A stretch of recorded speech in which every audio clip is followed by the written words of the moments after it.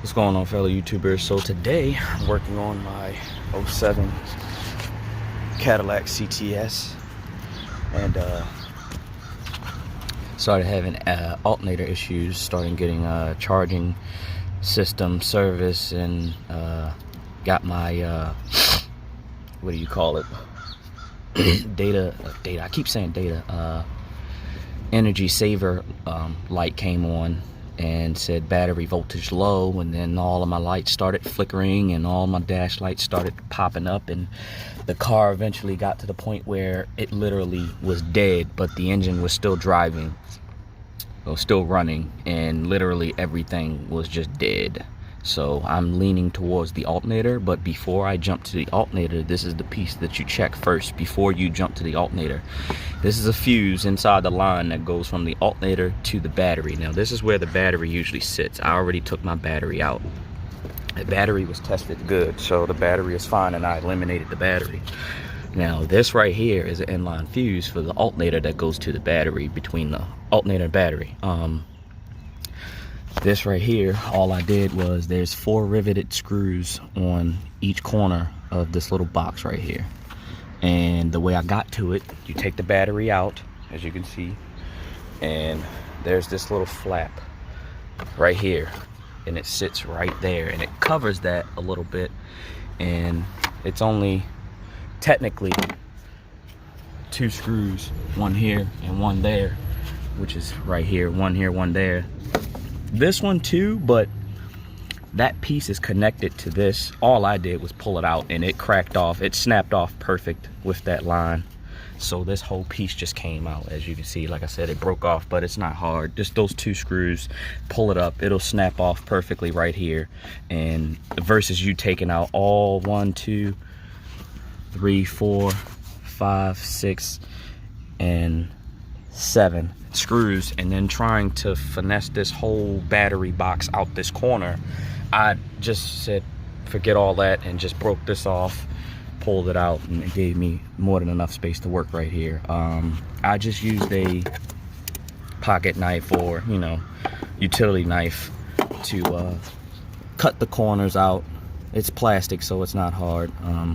Once I did that, just pull it off, and you'll see the link right there, and that's what it looks like. Mine's is in good condition. Usually I'd see them snap right in the center where the solder is. Sometimes that solder gets rotted and it'll break apart, get brittle. It's metal, nothing's perfect, but sometimes these would break off or snap apart, and then you would just get 2 battery terminals and connect them, and then get a 250 or 225 amp fuse to put right in between these 2, and that would fix this issue if this was broken.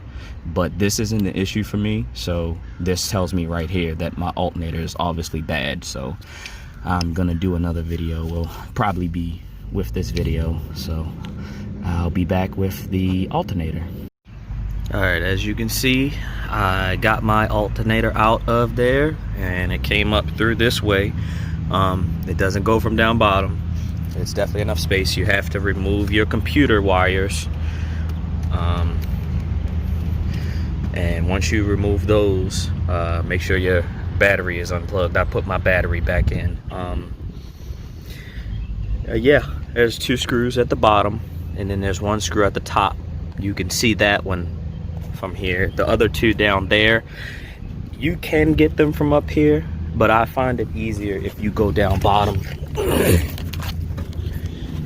And right there is where the 2 screws are.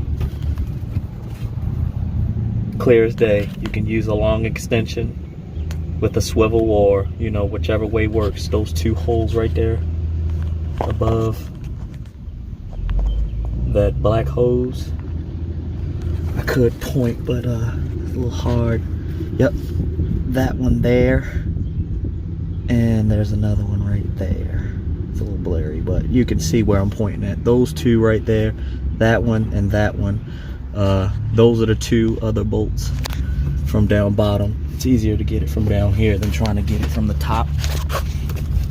And then there's on the back side, this is the new one. I already took the old one out and returned it and everything.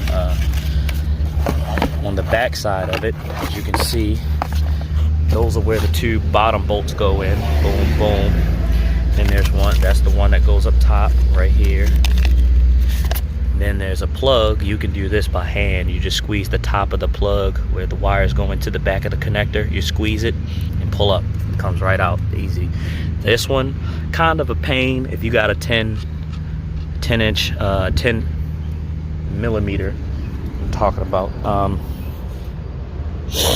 Yeah, if you got a 10 millimeter wrench, you can get that off with that, or a 10 millimeter socket, ratchet, you know, whichever one. It's a little finessing you got to do, but it is possible. And that's pretty much it. You just, you know, move it around, switch it, you can twist it a little bit, it'll come out. It's definitely possible, so it's not hard. And that's pretty much it. I hope that helps you guys.